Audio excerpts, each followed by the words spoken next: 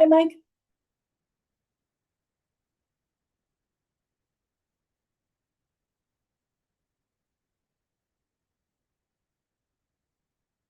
Oop, talking to myself. Sorry about that. All How's it right. going? I'm working on my lip reading skills.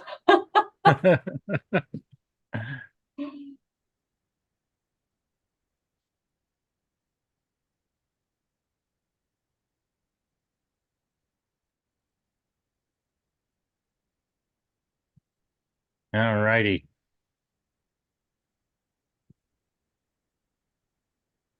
Found my coffee. End of the week, my desk starts to look a little less pristine than it does at the beginning of the week. My desk never looks pristine. I try to give the illusion of always being busy. Like my wife, she loves her whiteboard. She's all the ideas go up on there. Yeah.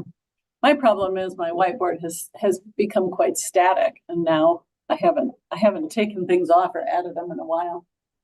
I might do that today though. I have another quote to put up. Mostly I put up quotes that I Oh, do like. you? From your patrons? No, things I read and Yeah. and sometimes I don't know. One of my colleagues years ago said, where do I have it? Oh, maybe I took it down. Oh, no. He said, we'll seek efficiencies where we can. And I just thought that was a great little That's quote frightening.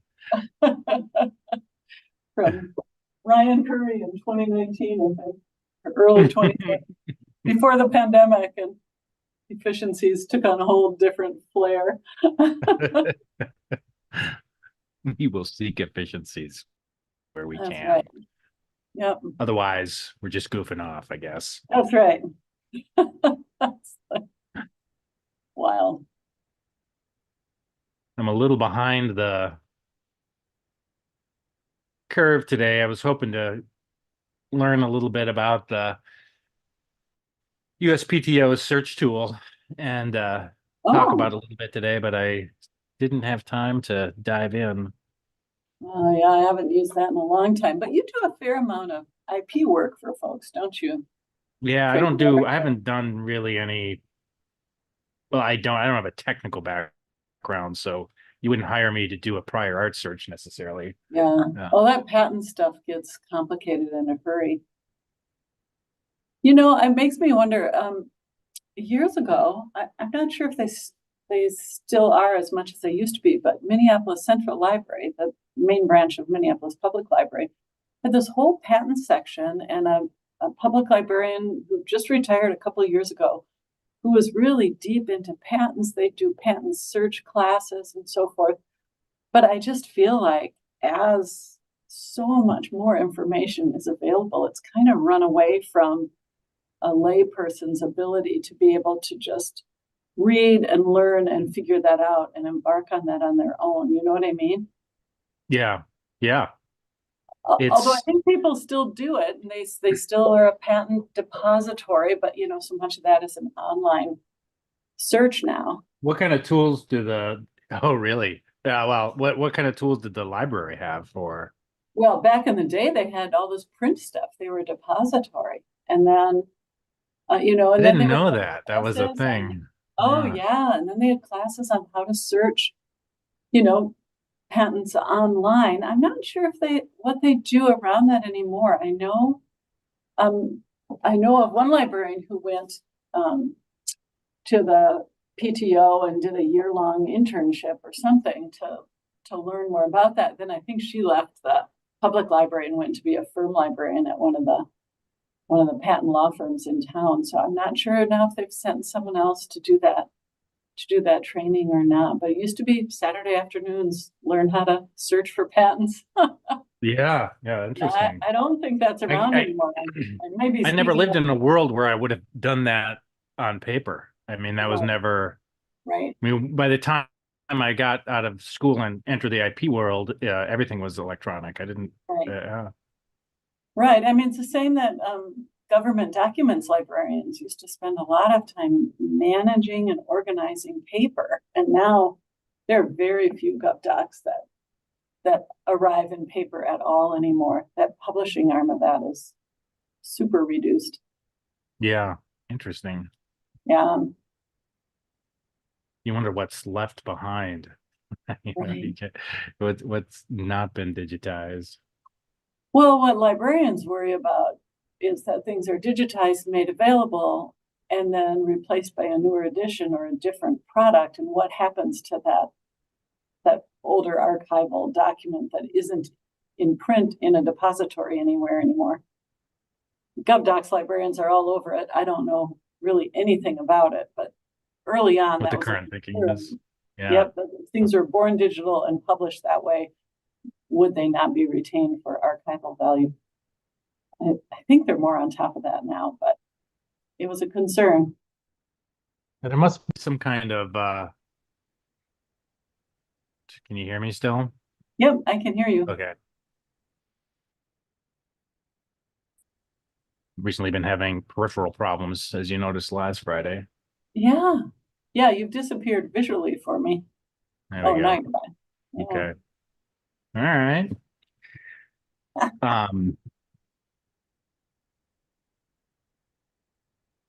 Yeah, I mean, and the number of people who care about that is limited to librarians typically, unless something happens or, I mean, what do they, what's the, what would you, what's their concern for the public? Right, that's not just a librarian concern, but what's the public value of archival data, which is so niche. Right.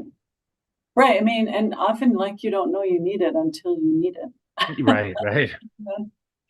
But I think in some of those things you don't really need archival copies of, I suppose, the consumer oriented, public facing parts of those websites, Yeah. Except that in litigation, it's possible that someone relies on that public facing information. You want to be able to go back and say, this is what it said. This is what my client thought was going on, But I think that's less, and I think the government is very intentional about retaining all its primary law documentation. So not a problem. Yeah. There's also the issue of assuming that this is always the way it's been done. And if it's a niche audience and it's covered up with a new digital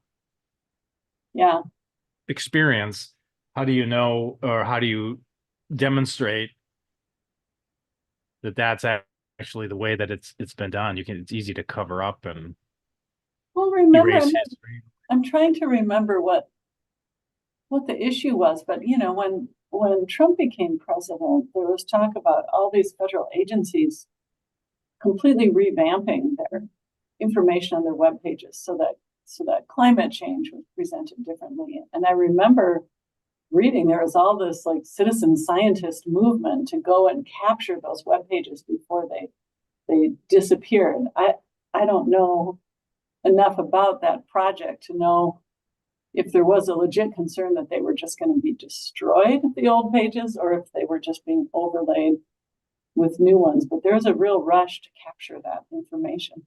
Yeah. Well, you've given us a bunch of homework now. Yeah. As I do. I've been really behind didn't get my patent research done and hope we have, but it's always fun to talk. I'm sure we'll find something of value. Yeah, it's good. We're at the top of the hour, Karen. I'm Mike, by the way. I'm owner and founder of Gray Paper Legal here in South Minneapolis. I'm with Karen. Welcome, Karen. Thank you, Mike. I'm Karen Westwood, director of the Hennepin County Law Library. Each week we answer the question, what was the most interesting legal research question of the week? We've been super busy, so I been around the block a little bit this week. But Karen, what did you have as interesting legal research questions this week? I didn't have anything that I thought really introduced very new concepts. Some of our favorite old sources came in handy, but I did attend a presentation by VLEX about VLEX, right? And so Damien Yeah. Real, here in the Twin Cities was like hosting it with a couple of the AI leaders at VLEX. Did you happen to sit in on that, Mike? I didn't. I have a scheduled demo. I had one this week, but again, I had to cancel because of a conflict that client came Right. in. So I had to, they showed this the Vincent AI. What I yeah. thought was interesting was, I mean, this is how you develop new products, I'm sure, is you have that enthusiasm for new and change. But they both of these, I don't know what they were, engineers or computer scientists who Damien had online with him, said, we think the hype cycle is not hyped enough. This is so groundbreaking and change that, Okay. Yeah. everyone's fears and excitement like are not enough to really understand how huge of a change this is. And I thought, wow, that's interesting that they're just going right out there and saying it's transformative. So I thought that was Vila, interesting. Yeah. that's interesting. And it's more of a roller coaster than it is a single hype cycle right now. I mean, I don't think know so. about you, but I sort of like, wow, that's really cool. And then like, yeah, but I can't access it, or it's too expensive or whatever. You know, Right. Or where's it's my the use case? same old where it's, access is limited or whatever, or Yeah. um it's not as great as I assumed, and the amount of work I have to do around the AI is more Yeah. than I had anticipated. But I really do like the user interface for Yeah. VLEX. And I think, even though they're selling VLEX, I mean the VLEX engineers are, Obviously. I Yeah. think what they've built, it's pretty remarkable, and I'm Yeah. excited to give it a more thorough trial run. Did you get to play around in it at all? No, I I didn't. I did jump on the MSBA fast case, thinking maybe it's rolled over to VLEX now. Yeah, But yeah. it doesn't look like we have that capability. I should No, probably not yet. try to get just a trial. Yeah. Yeah. That's the $1 million question. Now, when I asked so Fastcase, for our listeners who may not know, is available primarily. You can purchase a Fastcase subscription. VLEX, I think VLEX acquired Fastcase, correct? I think that was I the way that think that's right. Usually the it's that they get transaction worked. retained. Yeah. And that was before the current hype cycle. That was before AI was sort of the topic du jour. And the question to the Bar Association was, well, we're going to get all that content, because VLEX is known for having all of this really great primary content from all over the world, Yeah. which is super cool. And sounds like it is. My understanding is that Fastcase will have all of that data available for us to search. But Vincent, the VLEX AI, the Vincent, I don't know that that's going to be available to Right. Yeah. the Fastcase subscribers. I don't know. Well, Mike, it was just fortunate for me that I'd watched your CLE last week that you presented for us a week ago, because during this discussion about Vincent, Damien was saying, in the past, he had this debate with Pablo Arredondo from Casetext about what's more important, to have this sort of neural net approach or to really tag up the data that you have. And he said, it turns out we don't have to have that debate anymore, because the current versions Yes. of AI are doing that. And that's what makes, in his view, at least what he was saying, that's what makes it so transformative, is this kind of melding of these two rather large changes, with a corpus of vetted primary law, just makes it super powerful for attorneys. Yeah, I think Damien's argument has always been that it's not an either or solution. Right. He's invested, I mean, time-wise and compassion into two projects, right? And he's a Fastcase VP. He's also sort of the lead and one of the primaries over at the Sally Right. initiative, Sally.org, where they're tagging up content. And it makes sense to me that that the AI works better on a what they call a trained corpus, and if the Right. documents are tagged, I think that's really great. It is. What I don't quite understand is it gets a little circular because the AI would also be very helpful in identifying the tags. Right. So, back in library school, we used to call that a controlled vocabulary. Is that a oh, I don't data know that. term? Do you know? So that's what, No. like Library of Congress subject headings represents a controlled vocabulary. Otherwise, if you just tag things willy-nilly, you're not advancing very far. So like the Sally concepts, I would call in that old-fashioned way a controlled vocabulary. So you're always calling that it is truly a standard, so it's fixed, right, more of a on the standard. one hand, and it's Right. broadly used. Yeah, gotcha. Right. So we don't call kids, teens, minors, infants. You just choose a term and you call it that, and you cross-reference all the other terms. And of course, you can do that in a much more seamless way with all this, this computer automation. But at the end of the day, it's controlled in some way. Although I don't know, it'd be interesting to ask Damien if he would consider the Sally tags to be a controlled vocabulary or just an ontology of connections. Yeah. I mean, they're unique identifiers. It's the whole point is that they talk to one another. Right. That what the law firm calls a child is the same thing that that the vendor or the law firm calls a child. But how the LLMs actually operate against those tags is what I still have questions about. I believe, I mean, it just sort of makes intuitive sense to me that you're going to get less hallucinations when you have tagged content. Right. That's just on the other hand, what I really want the AI tool to do is to give me the Sally tags in the first place. Right. Right, Mike, because you grew up with West key numbers and I grew up with Library of Congress subject headings, and we want to know what those tags are. Are we getting what we want to get? Yeah, it'll be interesting to see.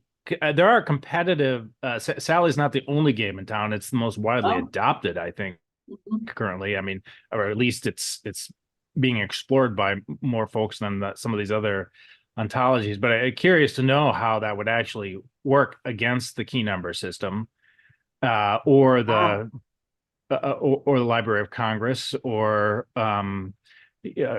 patent classification codes and leads numbering and all those. It's not replacing those. It's you're just and I think Damien would tell you that it's not a good idea to replace that stuff. No. But we map what we have to that content. Yeah, as long as you can make those connections. Using it. You bring them together. So you don't have to go search SIC codes and then go search West Key. And then go industry search classifications. Subject headings. There's so many. But there are competing ontologies as well. I think like those will probably end up being the Betamax. It could. Damon's a really great promoter, and I just see him everywhere. He's when he talked about those Sally tags almost a year ago at the Minnesota Association of Law Libraries spring meeting, he had that slide with the logos of all the companies who are adopting Sally tags, including Thomson Reuters, right? I'm remembering that correctly, aren't I, Mike? Thomson Reuters, Lexis, NetDocuments, a lot of DLA. I mean, a lot of it is broadly being adopted, which is kind of exciting. I mean, it makes it feel like it's really going to be available and it's open, right? These tools are available to everyone, so it's kind of exciting.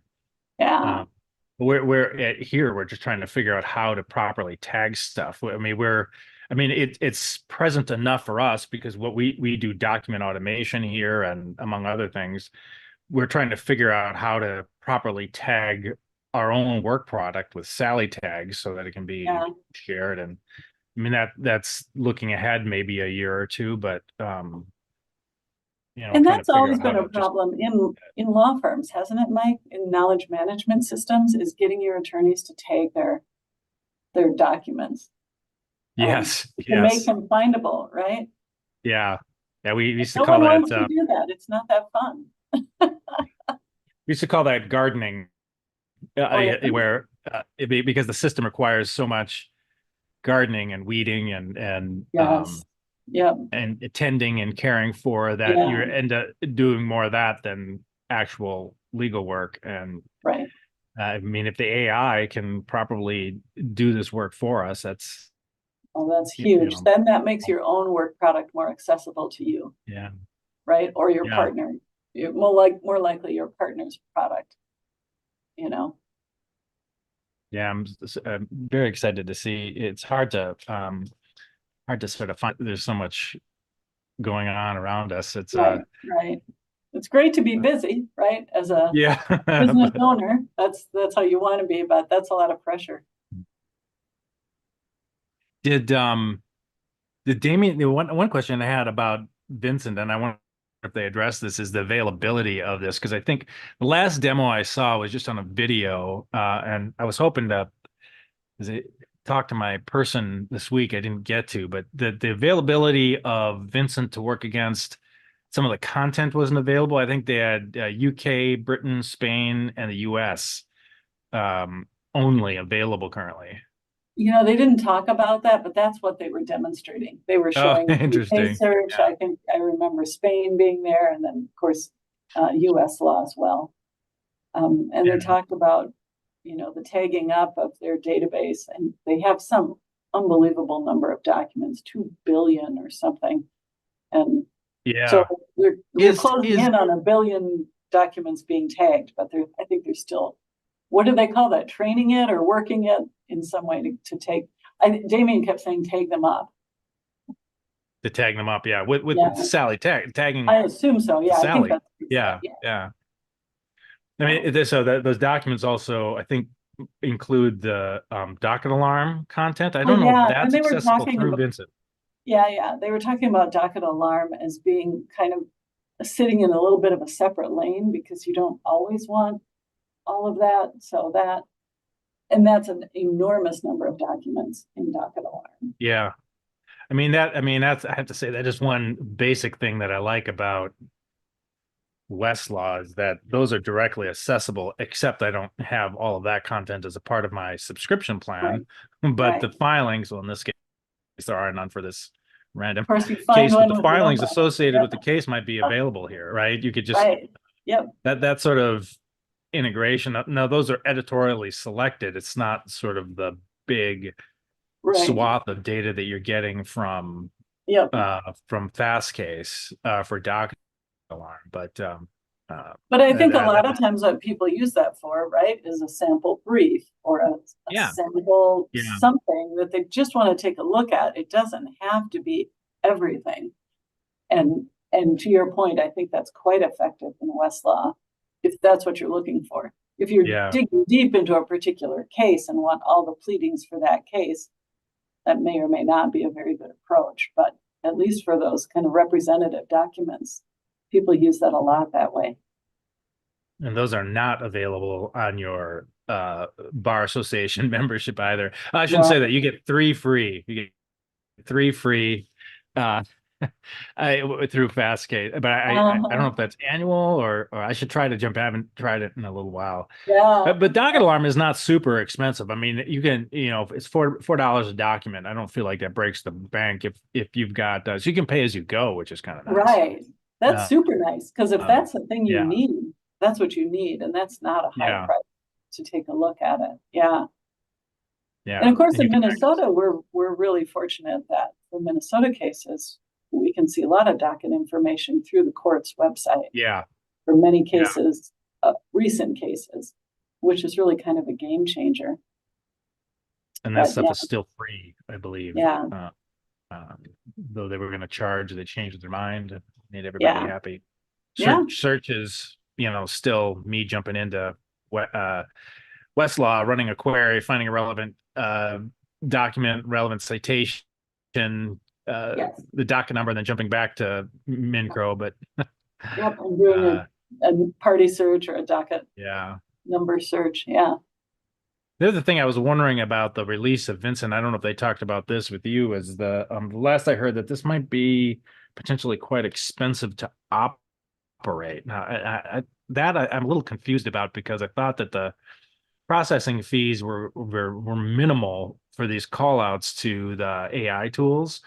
But I'm not sure. Did they talk about that at all? They did, and I'm reluctant to say anything because I don't remember the details, but they were talking about how expensive it can be to run across, all of these documents. But I also thought they said something about with the new iteration of ChatGPT or something that cost either is coming down or will come down, and that also is transformative in this new technology. That the costs will be decreasing as it's used. I think I'm remembering that right, but Yeah. yeah. Yeah. And you never Yeah. know, Mike, do you, how much of that is a setup to sell you For a the product, right? I mean, it could be docket to them. reporting, When but you consider what it costs to build, it's really a bargain. We're eating up yeah, most of the, we're taking a haircut here because, yeah. right. Yeah. It is, I mean, it is very cool. And you say they're at the top of the hype cycle, that we're not, that we should be even more excited about it. Sure. Yeah. Which is cool, but I am so, and this could be a sign of my age and bias and experience, but I still, I'll often even browse to, the Keynote system.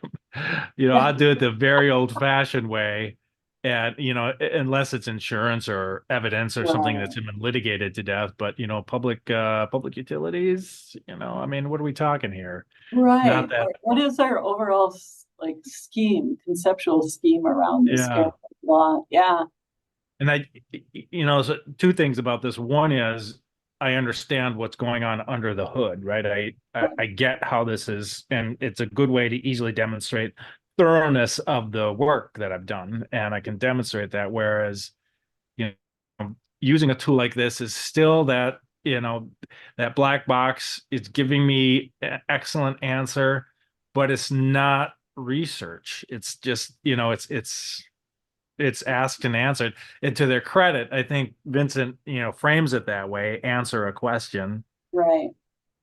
um, The other build thing an they argument that, said, okay, now I'm getting my professional presenters mixed up. I can't remember if it was you who said this or the VLAC panel said this idea of becoming a good prompt engineer is probably going to fade within 5 years yeah. because the prompts will just get better. The systems will be better at responding to questions. So right now it's important to get a good prompt, but was it you or them, Mike, who saw diminishing value in developing that skill because it won't be as necessary down the line?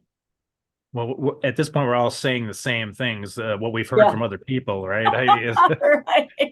But if you go to Westlaw Precision and their AI search, there is how do I do this? Oh, right here. Oh, sure. Where it's telling you specifically, do not write it in the style of a prompt, command, or instruction. Yeah. Yeah. So you don't adopt the persona of the prosecuting attorney or whatever. It's which kind of makes sense. And Right. I think, I mean, I have heard the developers of these tools say, obviously, we don't want to have to train prompt engineering. It's a natural language query. It's Right.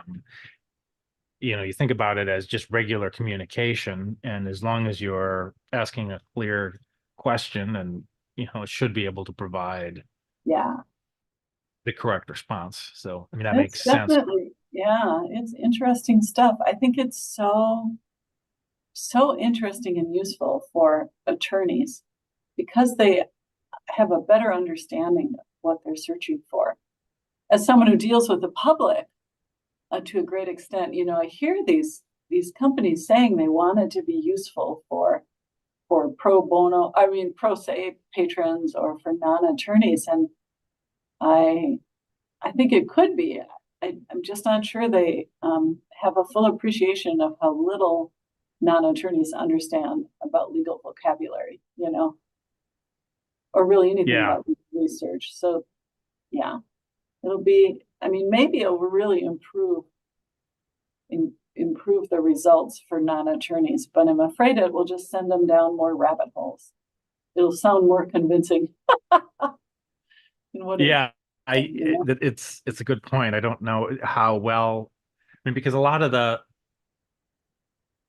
regulation is that sort of calculation based. It's not only about an argument or words. It's about a lot more, and the regulatory schemes, especially, tax, for example, can be I don't know,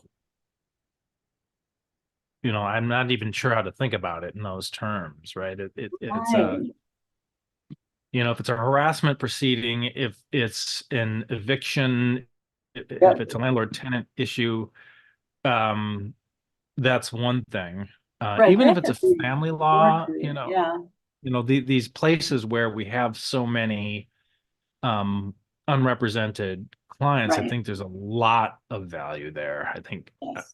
Yeah, because it's not the kind of thing where you're going to necessarily, um, it's not so complex, I guess, right, that whereas something like estate planning has, all these tax consequences and oh, business planning, and exactly. Yeah, like, yeah, I it's think hard that's to. right. Something like a family law concept of best interests of the child is pretty straightforward. That Yeah, it means, but people come in with Americans with Disabilities Act questions a lot. They can't do that.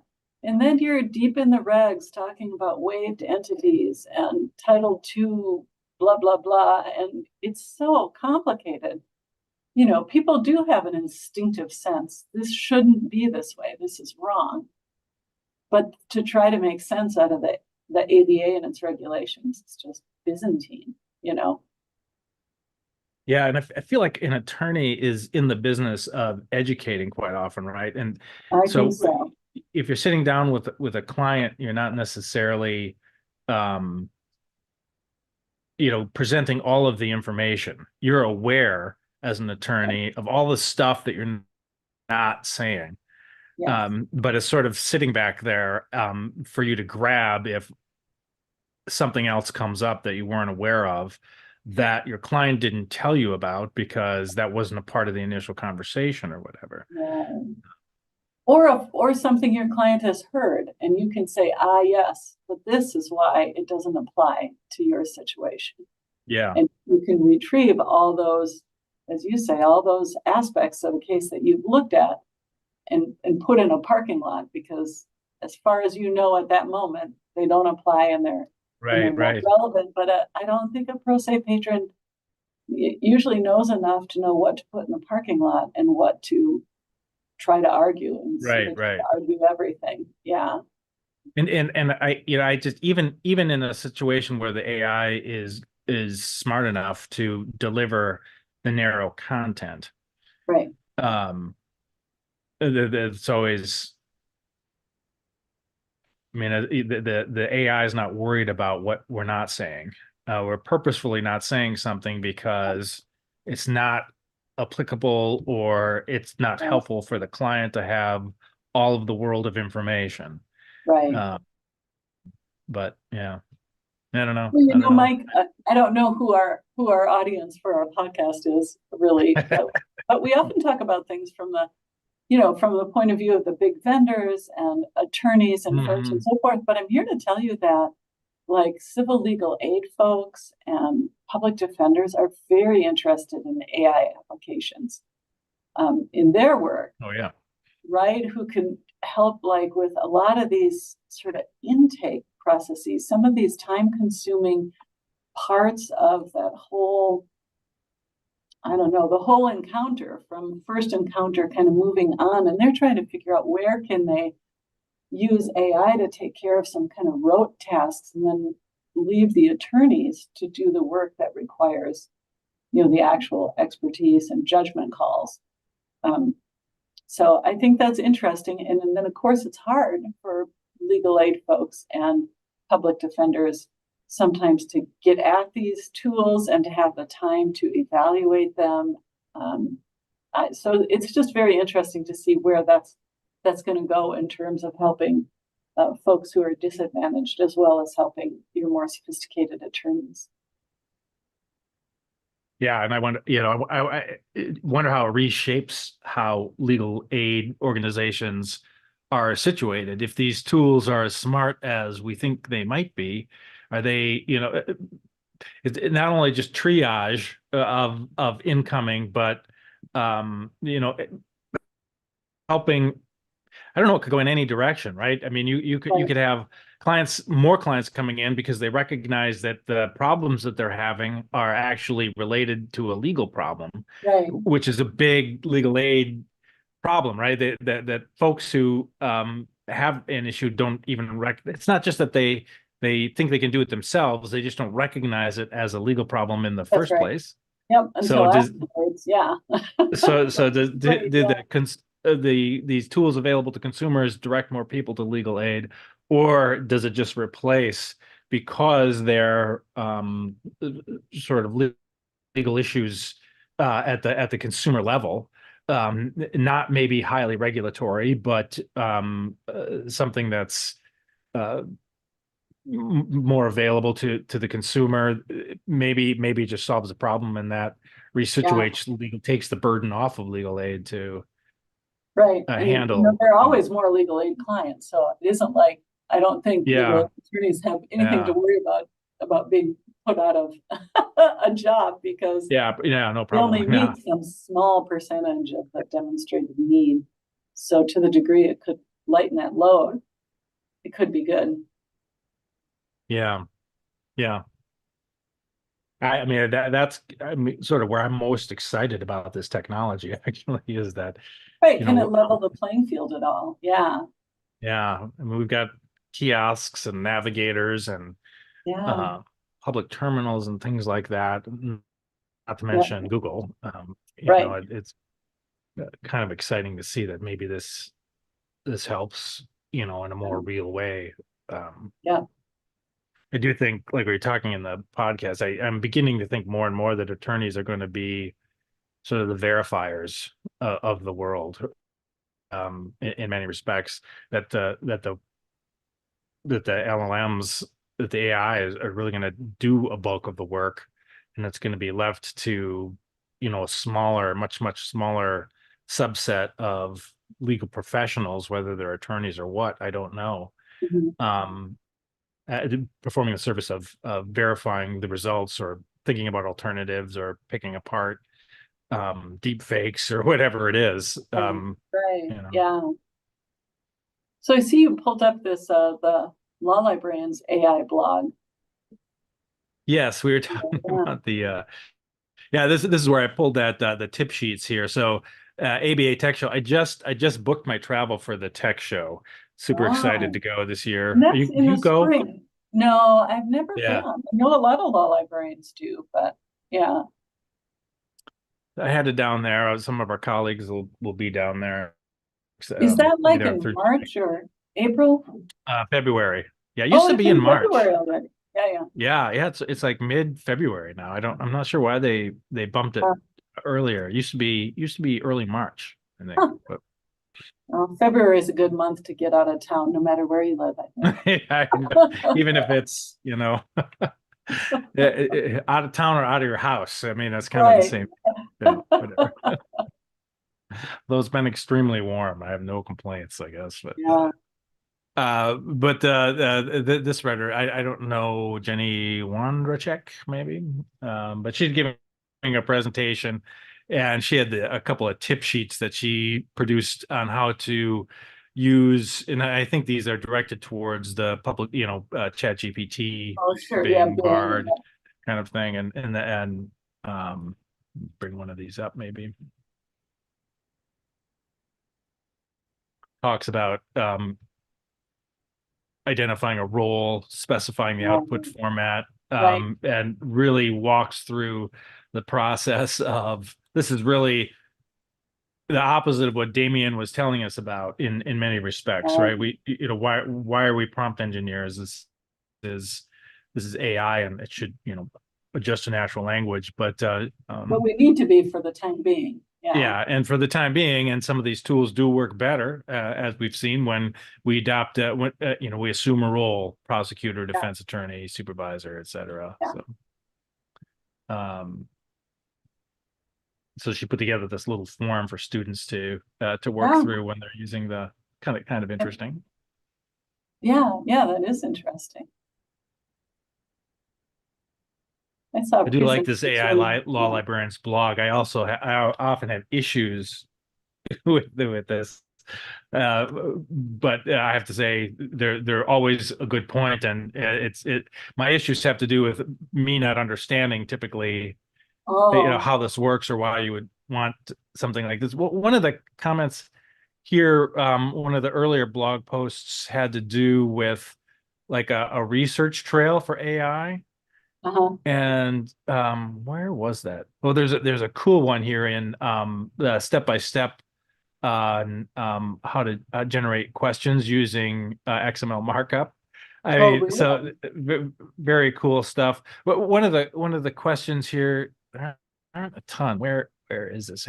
They wanted sort of like a research trail or some proof of value in, and didn't quite understand it, how that would work. Like, what would you get out of a research trail, even something telling you what it was searching, or with retrieval augmented generation, to this idea that is pointing you to a source.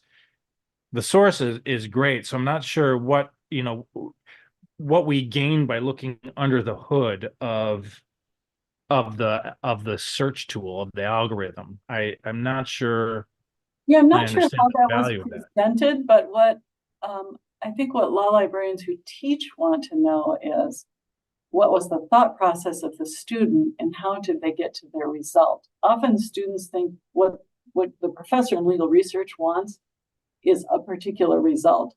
And usually in legal research classes, we care less about them finding a magical best case that we've already found. And we want to know, what did you search first? Why did you search that? What do you think you were searching? This worked great with Boolean searching in Westlaw, because people would go in, do some random Boolean search in some weird jurisdiction. And if they showed us their trail, we could say, okay, here's where you went wrong. You didn't limit your jurisdiction to whatever, Minnesota or US Supreme Court. That's why you got all this random crap. As technology advances, being able to evaluate what a student has done in their research gets more and more difficult. But we do tend to want to know, like, what was your approach and why did you choose it? And asking for a research trail can help us figure that out. Like when they use Chat GPT, what do they think they're searching as opposed to what we think they're actually searching? That's why we want to get under the hood to figure out what it is. I don't know ongoing if that's going to be an effective legal research instruction strategy. It's just, sometimes people come up with these cases and you're like, wow, either I'm so impressed, how did you get that? Or that is super random, how did you get that? And it's hard to recreate it, right? Because when we search on these tools, they start remembering what we searched, and we can't really recreate the student's path so we can find out where things went wrong. But I'm not sure if that's what that blog post was about, but that's one reason law librarians who teach get really hung up on what is the trail. Yeah. I totally get that. And, I understand why we want to understand what this running against, what the logic is of what's happening here. But Yeah, I mean, we're never gonna, you know what, Damien? Are you familiar with this term script kiddie? no, So, like I'm often what's called a script kiddie, especially when I'm using Excel, because I don't necessarily know how the formula works mm, in Excel. I know what I want to do, and I'll even yeah, use ChatGPT to give me uh, the expression so that I can drop that into the Excel function and run it. But sometimes I just don't know how it operates. I'm not just coding it out myself, equals some function, if function, yeah, VLOOKUP, whatever. I just sometimes I forget that stuff, so I look it up, I Google it, I paste it in, test a right, couple of results. I'm like, oh, that works, and then I use it. right, That's yeah, called that's called being a script kiddie. Same thing like with code. I don't know how the code actually works. I couldn't code it myself. I'm copying it and using it because to me it looks like it's working, yeah. and so that's what I'm doing. And I I asked Damien about this once. I'm like, looks like that's what he says. Yeah, we're all script kiddies now, right? I mean, that's just a fact, right? Kitty We like don't a, know. you're a We kitty like a don't dog. know. Yeah, Yeah, I mean, we don't know how it's generating the right, result.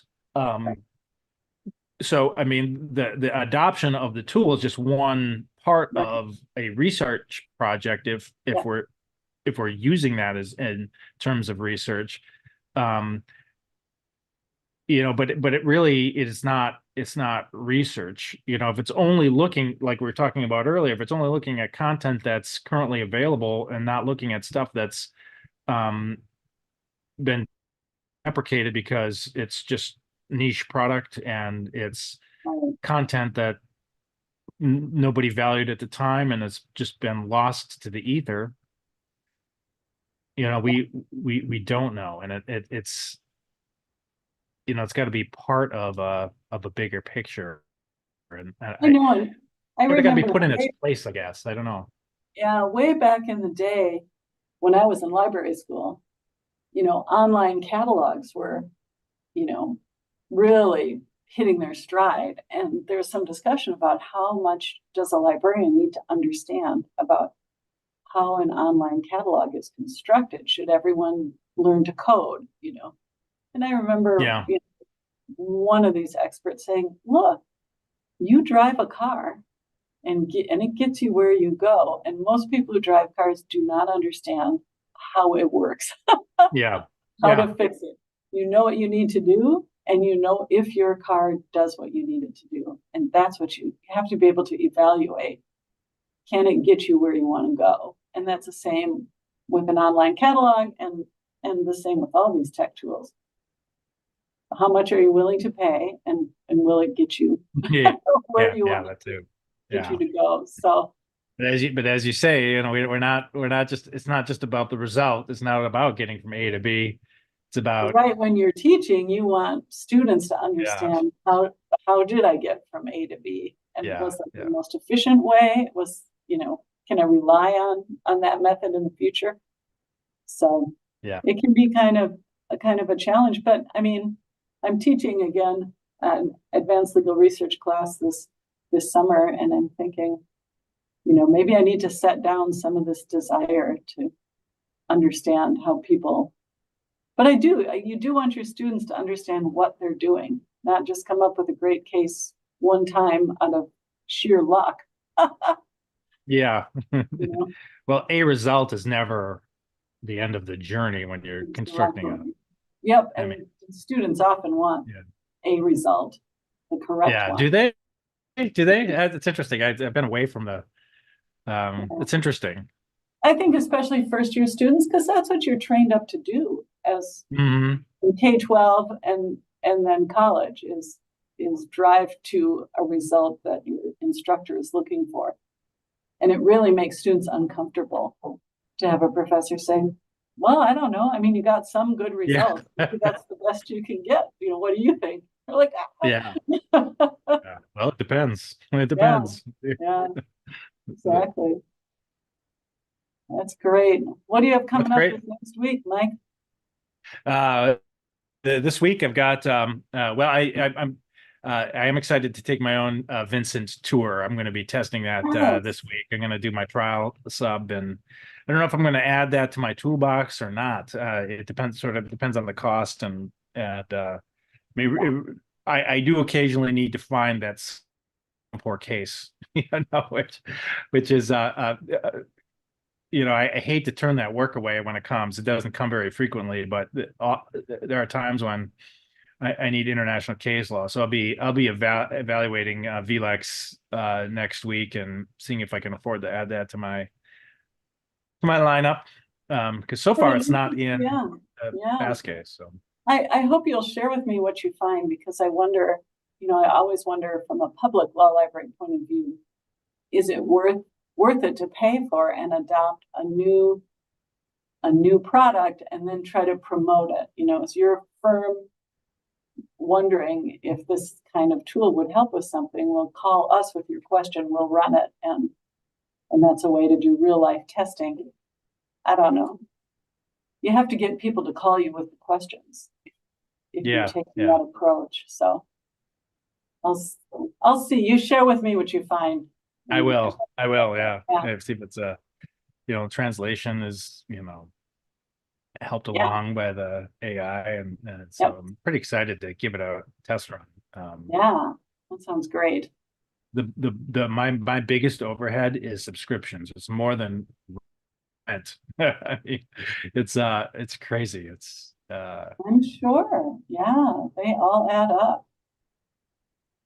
then Yep. yeah, some of these prior art tools I've been wanting to give a test run as well. So as I True, those say, public free ones, the government ones. Yeah. yeah, it's interesting. Like Google's this is like if you do a prior art search, this is, I mean, there's more that's going on here, but it's basically we're ending a keyword search. Uh, it's not using, I was wondering if this was updated or what, but I was kind of taking a look at patents on Google, which very cool service. But as you can see here, that when it's running this prior art search based on an existing patent, just pulling together these keywords and running it Oh, yeah. against the database. Yep. Are those So connected? excited to kind of, Yeah. Interesting.